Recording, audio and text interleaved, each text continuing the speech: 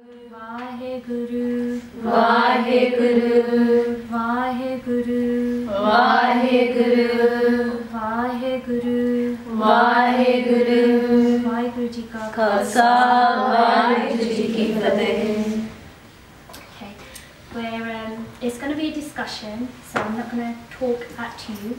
And if you've got any questions with whatever I say, then please ask, so don't wait to the end.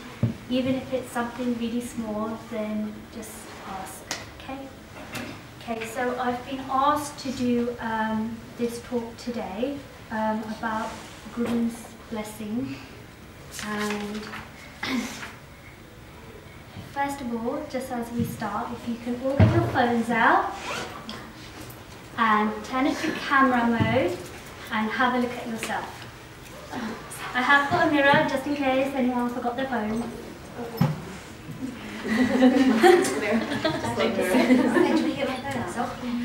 You can share, like if one person's got a mirror or someone next to you, Benji, doesn't, just share, pass around, have a good look at yourselves.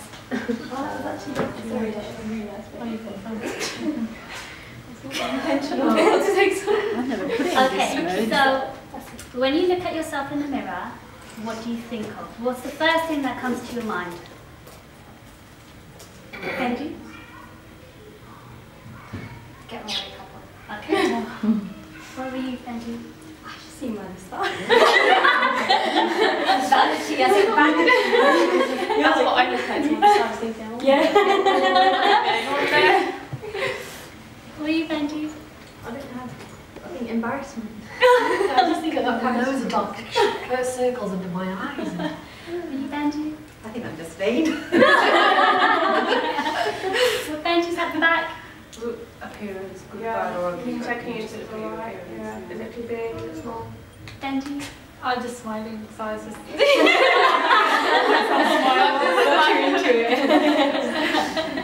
Benji at the back. Singing, so the stars are singing, that's all. Okay, is it Benji? Haven't asked you. Well, how can I get closer to Vaheguru? Okay.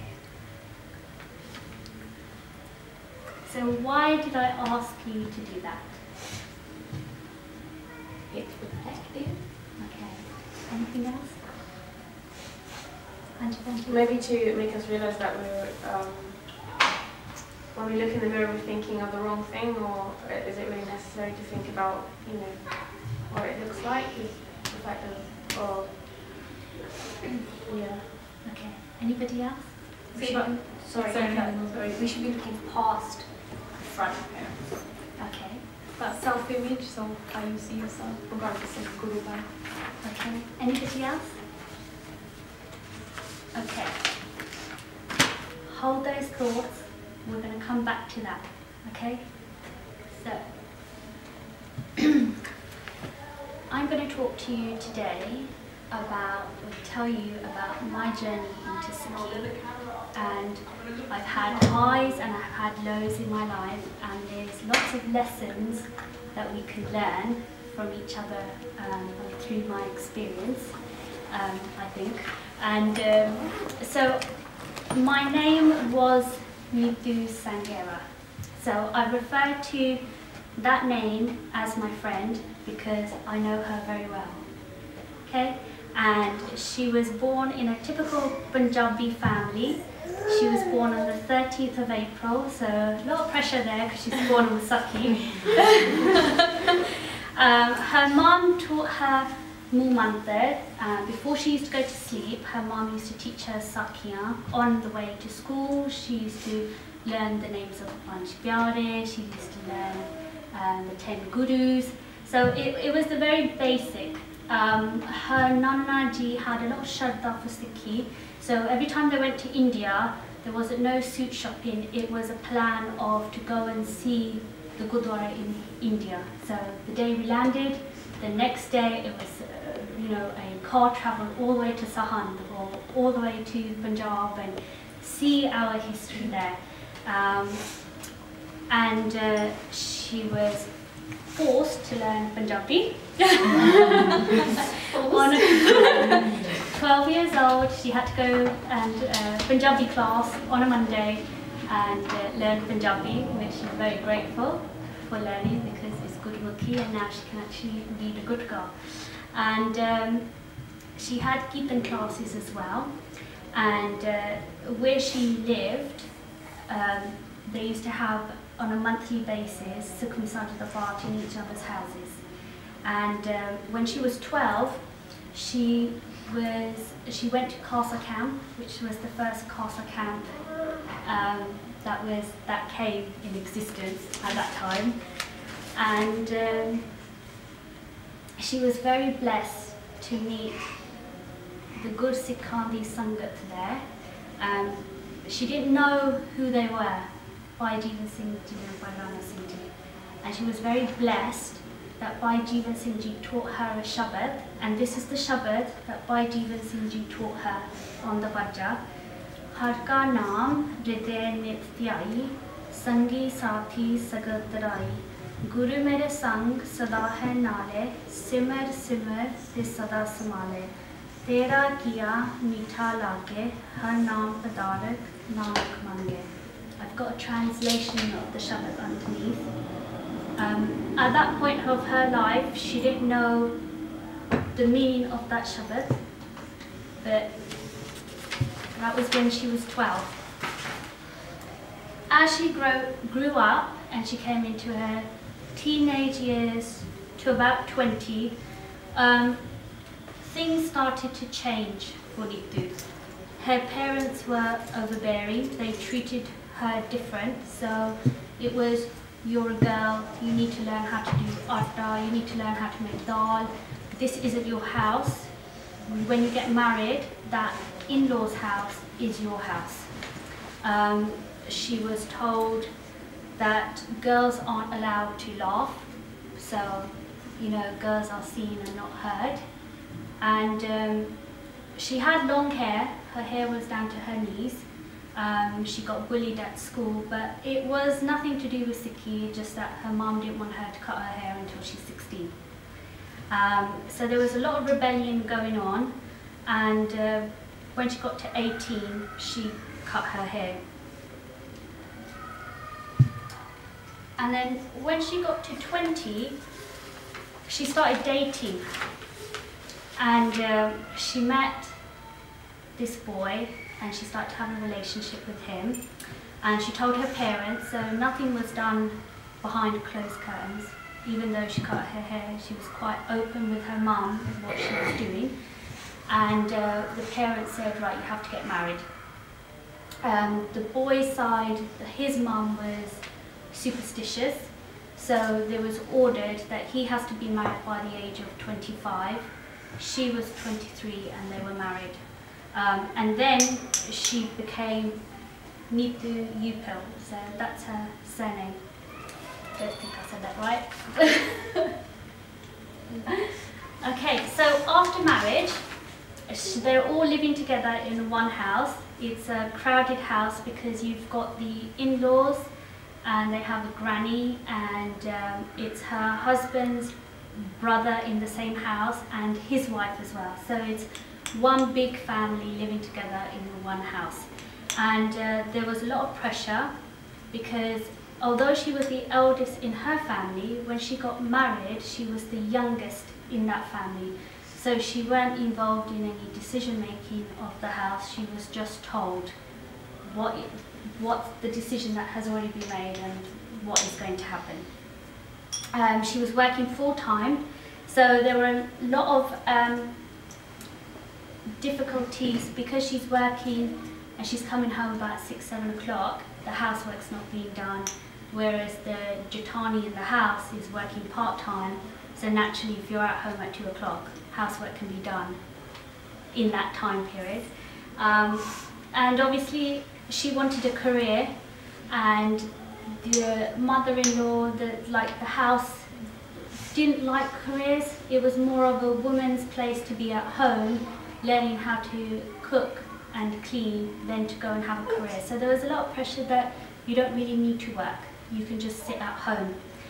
There was no Sikhi in the house. The husband's Bibiji, she was Amritdari, but she was very old.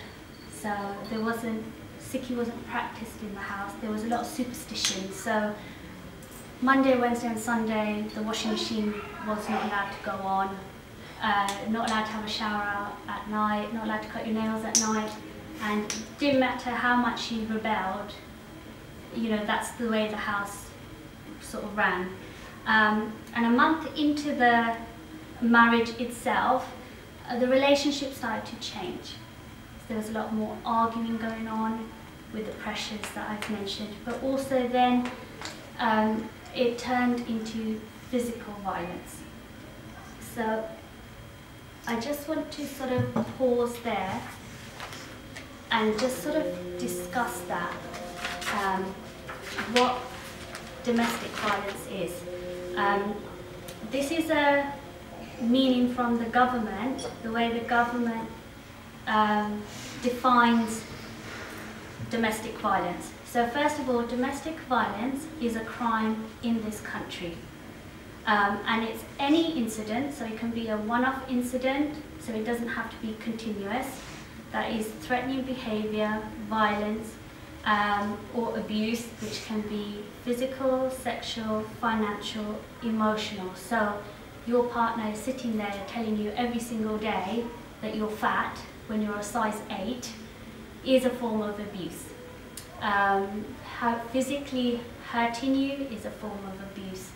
Financial abuse would be if you went to work all day and the earnings that you earn goes into his account and you have no authority where that money is spent, and then you're asking him, can I have £20? That's just an example, but that's what financial means. It's not limited to this, because under this domestic violence is also genital mutilation, which happens as well, rape as well. And I just wanted to share some statistics with you. 1 in 4 women experience domestic violence over their lifetime. So that means if you count the row that you're on and you count every 4th Benji, that's the statistic, that every 4th person of a woman will experience or has experienced domestic violence. And it's not just women, it happens to men as well, and that is 1 in 6 men experience domestic violence. And to put that into perspective, 2 women a week are killed by domestic violence. So it's an epidemic. We don't really talk about it because the culture is don't hang your dirty laundry out, or it's a shame, or it's a beastie. So this is why I'm here today to talk to you about that these things do happen. It doesn't matter if you're Amritdhari, it doesn't matter if you're not Amritdhari, but it will happen not to you, but at some point you might make a friend who is going through that as well. So it's making you just aware. So what's the impact on Nithu's life going through domestic violence? So her parents are not supportive and they're brushing everything under the carpet. Her children, she has 2 children, they're witnessing and experiencing this. The family is supporting the husband and not the wife. They're saying that she's the one who's instigating everything, so they're not actually seeing what is happening.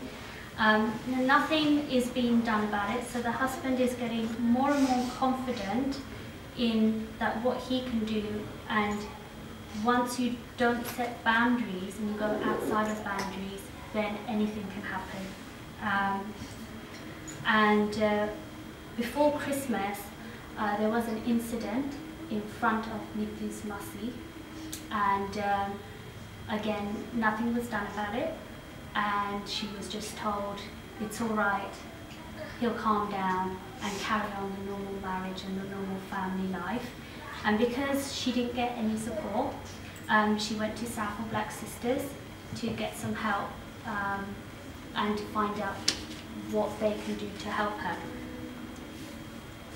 So she went to Southall Black Sisters and they put an emergency plan. There was another incident after New Year's, this is 2 years ago, and Southall Black Sisters told her to leave there and then. She was at work, so she left work, she picked up her children from school, and she left. She went into a women's refuge for a week, and from there she set up her own house. She moved, she put the children into school, and she then took him into court and got an injunction against him, and then she divorced him as well. And she sets up her home, and everything is calming down, and her life is coming together. And then in June 2014, I wake up one day, and all I want to do is Japji Sadabad. There is nothing else that is on her mind apart from doing Japji Sadabad. It's the feeling that I got was, you know, when you're really thirsty, you're so thirsty and you just want this glass of water because it's so hot, you're sweating and your mouth goes all dry. That is what it was like. She just wanted to Japji Sadabad. It didn't matter if it was 1 in the morning, it didn't matter if it was 8 at night. All she wanted to do was Bad. And that led her then into her Nitnem, because as she was doing Japji Sadabad, then after work she started doing Rera Sajinabad, because I lived in High Wycombe, I work in Uxbridge, that's like an hour's journey. So it was like, well, why not do Reras? So as I'm driving, I'm doing Reras. So a little Nitnem started to happen, very, very slow, very, very basic. And I started questioning my life. I saw my daughter put 6-inch heel on in front of the mirror. Yeah. And there she is, her daughter, looking in the mirror, you know, looking at these shoes, and she thought, really? Is that how I'm perceived through the eyes of my daughter? That, you know, mummy is all about makeup, mummy is all about shoes. So there's a lot of questioning that starts to happen. She goes, I go onto Instagram, I start having a look at Facebook, and I just feel so attracted, not physically attracted, but it's just looking at Singh in a photo was like, wow, just that, the way Singh looks. And so she's having a look, I'm having a look, and just feeling all in awe of all of this, of Sikhi. And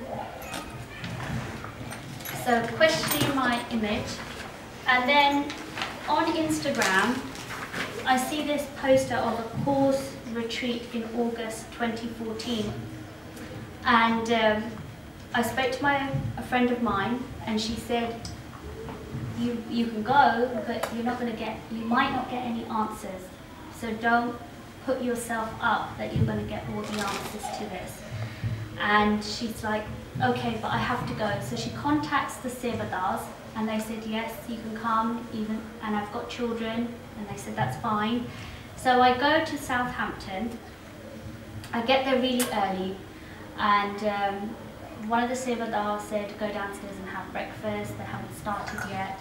And then as she's sitting on the table and the chair, having a cup of tea, Singhaniya are coming in twos. And they're sitting on the floor. And there I am sitting on the table with my cup of tea.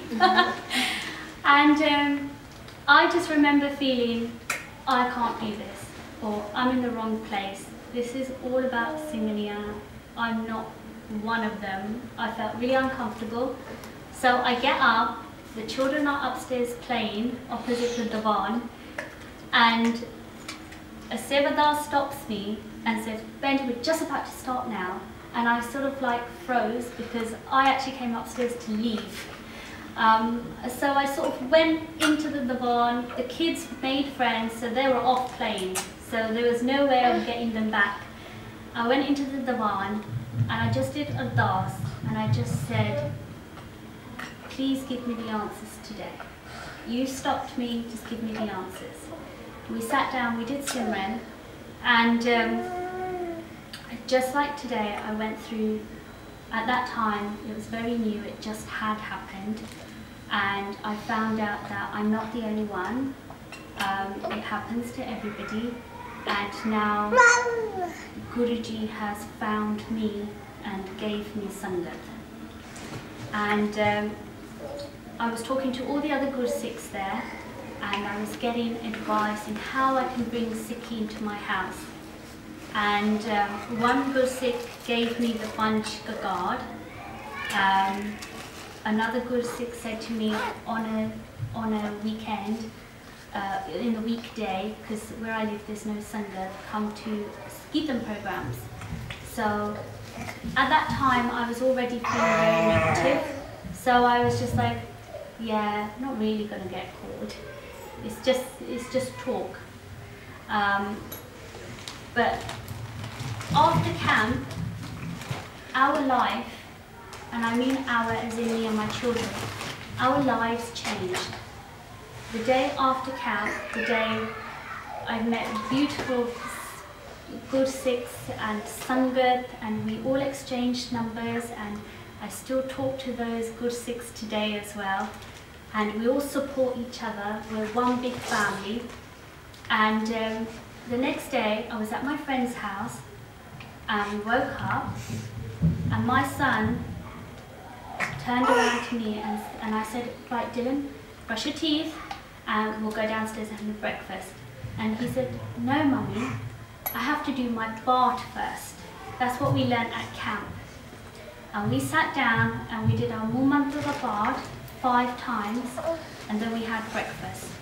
And as the weeks went on, it went from 5 to 10, and he's learning Japji Sahib Path now. And things started to change for us. I found, moving on to the side, we found Sangat. So we were going to Luton for Simran programs. We were going to the Gurdwara, our local Gurdwara, who gave us Seva. I found Seva with other Benjis from the retreat as well. And my son was in the Gurdwara looking at Bhai Tadu Singh Ji's picture. He was just staring at it. And I turned around and I said, are you okay? And he said, Mummy, I want to grow my hair. And I said, okay. We went home. I didn't think, I didn't think twice of it. And a week later, he said to me, you haven't bought the kapara, so I can wear the star. And I'm still cutting my hair, still doing my eyebrows, everything is as normal, with just a little bit of part, and going to keep them programs. And I said, oh, that's fine. So I YouTubed, and I asked other Guru Sikhs how to tie the star. And I slowly, we were all changing in our own ways, really slowly on that path. The children started to go to camps, we were attending Kirtan programs, and I found that true family is the Sangat. Because when you sit in Sangat, the main purpose in Sangat is Naam Japna. There is nothing else to talk about, there is nothing else to do. When you meet your friends, what you discuss with your friends is gossip, putting other people down, you see your own physical image isn't up to scratch, so you're exchanging ideas how to change that. But when you come together in Sangat, there is no talking, you say fateh to each other, you sit down and you just be warmed up. And that energy that vibrates is the best energy. And that's how I felt that I was being drawn more to Guruji. And that is true family. It's like a Guru Sikh saying to me, picking me up and saying, okay, try a little bit more of this, try a little bit more of this, so that you are moving up as well. And then in February this year,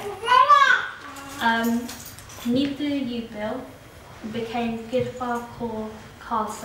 I took Amrit in February. The children took Julla, and it's the best feeling ever.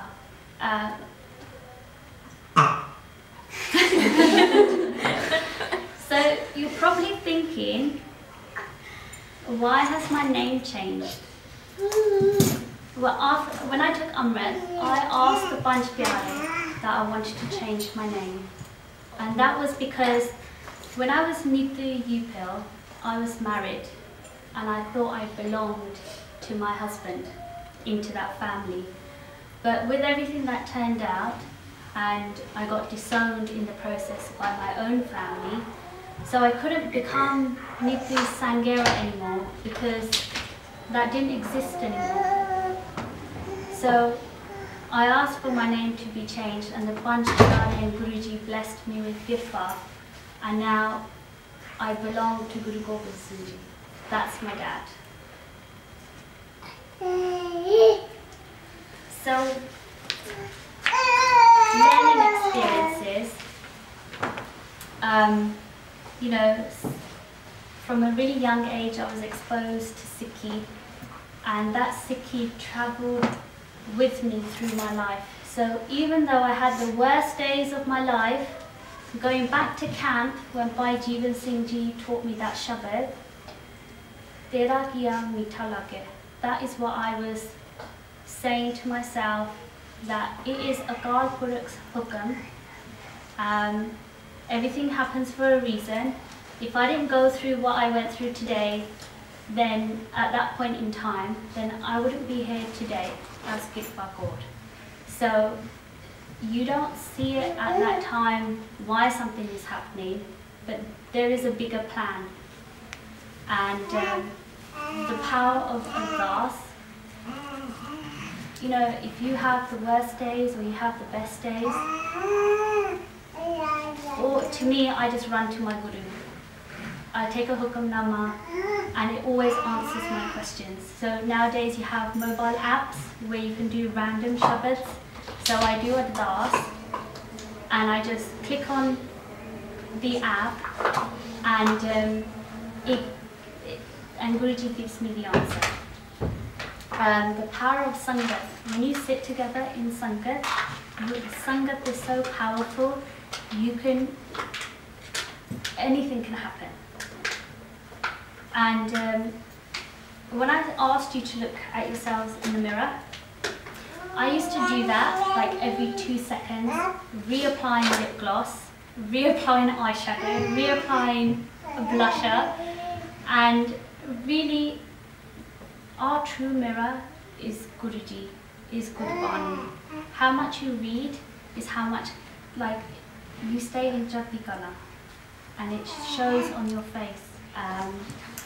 My only advice is that if you have a friend who's going through something, then just listen to her, because there's probably something more to it than you know. And if anybody's got any questions, I'm more than happy to ask. You can ask me my favourite colour if you want. It's pink. Why